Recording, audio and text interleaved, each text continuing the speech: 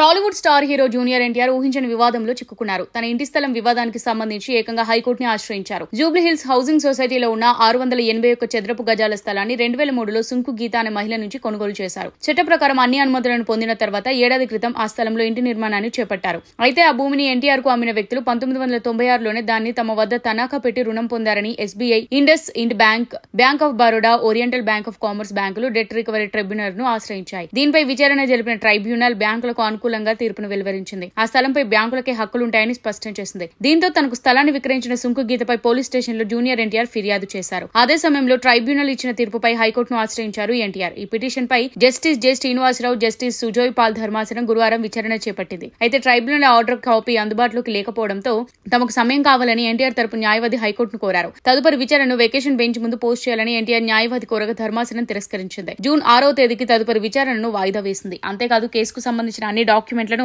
June 3 లోపు అందజేయాలని ఆదేశించింది. దీంతో హైకోర్టు తీర్పు ఎలా ఉండనుందనే దానిపై ఉత్కంఠ నెలకొంది.